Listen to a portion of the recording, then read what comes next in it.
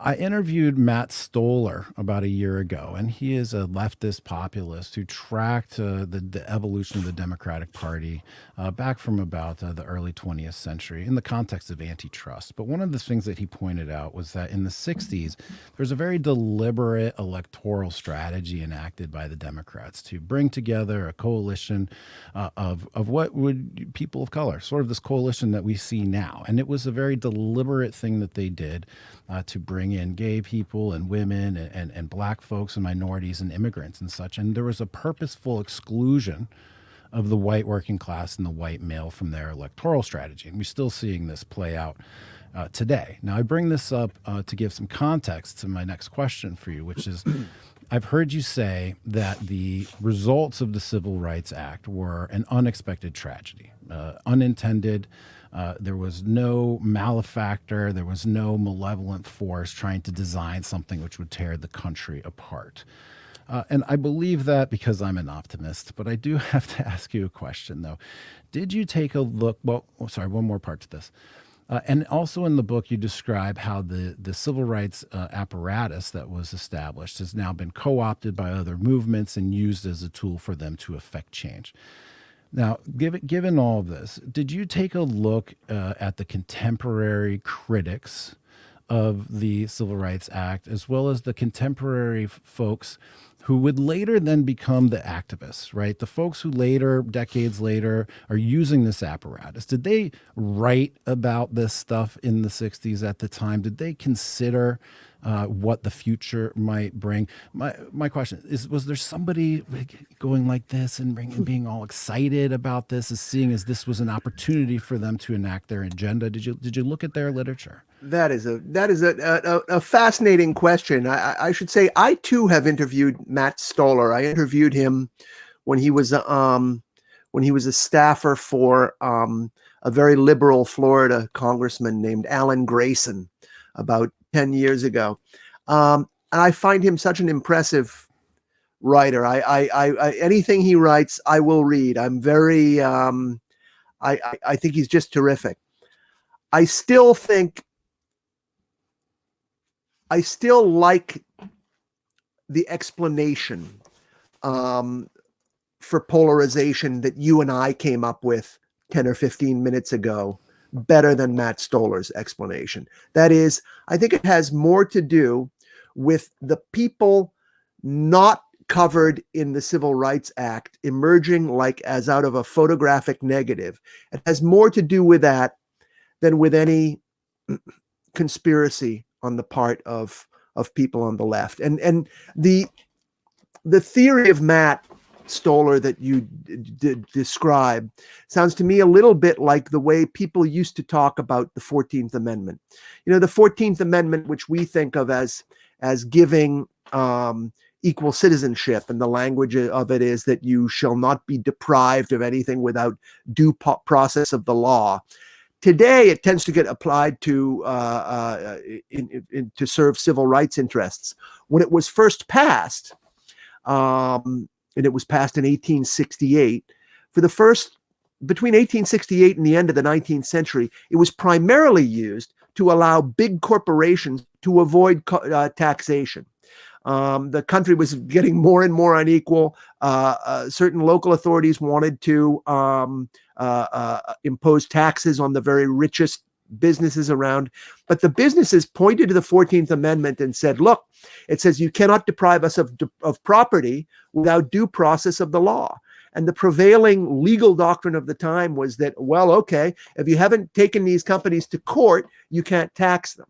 So, but in this, and so from there, it became a question of, like, a lot of people were asking, well, did Roscoe Conkling in particular pass the 14th Amendment in order to help his New York business cronies? And I think the answer is no. I think it's a tragic, unintended consequence then as now. Yeah, it would be interesting to take the folks who are using the apparatus now for means that are or ends that were outside of the original intent, and see what they were saying back then. I wonder if there was anybody gleefully looking at that's a literature review. I would Yeah. be very interested Yes. in seeing, actually.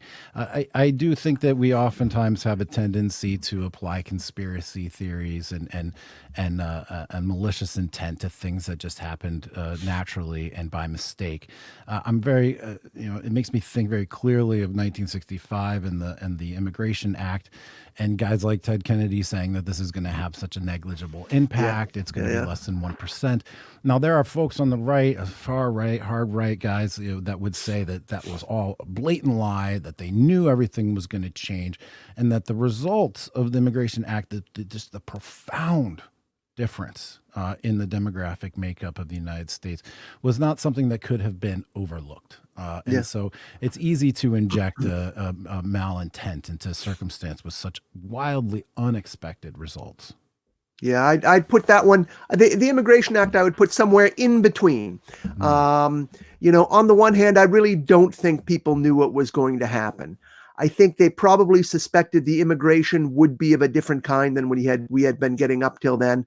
I don't think that anybody anticipated the scale of the immigration after that. I mean, we've received, in the last half a century, we've received many, many more immigrants than we received in the, almost 3.5 centuries before that.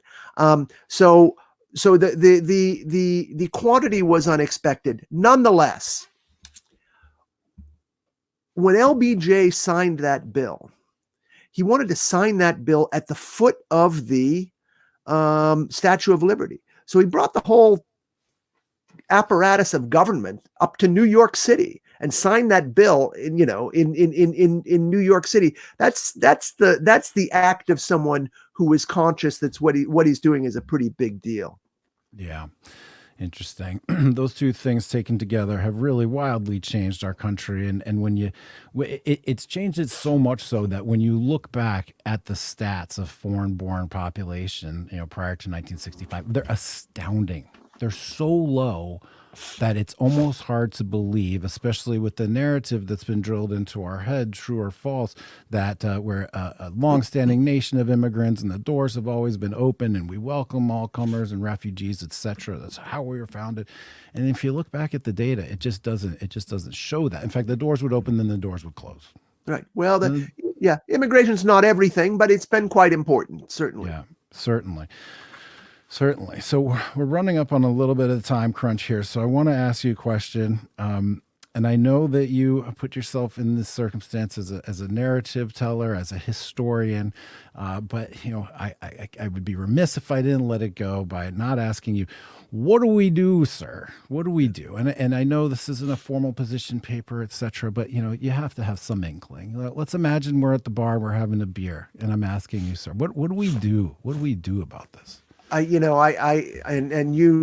having put the question that way, you will know that I always react to this question by saying that I'm not a politician, and that I think that there's something actually that is very helpful to the analysis if you don't actually have a dog in the fight, at least in the book. For what to do, I do think that the Constitution and the Bill of Rights are a very good guideline. I think the country needs to get freer, and I think that the First Amendment needs to be applied with a little bit more rigor. I'm afraid the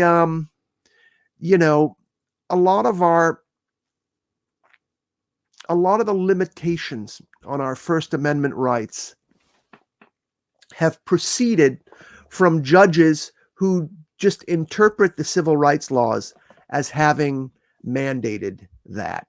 So, for instance, it used to be that, if you were engaged in racist hiring practices, you were a racist. But then, if you were sort of in 1971, in the Griggs case, it turned out to be racist to offer an examination for employment if it had a disparate impact on employees. In the same way, to get accused of harassing a woman, it used to be necessary to do something untoward towards her. Now the guy who like puts up a swimsuit calendar in his office is a harassment threat. He creates what the judges call a hostile environment, which means the company can be sued. The result of that is that companies now don't know if they can be sued by someone just expressing a political opinion, right? And that's why the entire country, every corporation in the country, responded as it did in the wake of the death of George Floyd last summer, where you had every single company in the country saying these mea culpas and firing people who'd said, the wrong things or used some sort of like old slang expression that they had never thought of as racist or sexist. And there was just like a wipeout of people. It's just because people interpret just the ordinary give and take of language as being actually an action. And that's an understanding of language that's really at odds with the understanding that our 1788 Constitution envisions.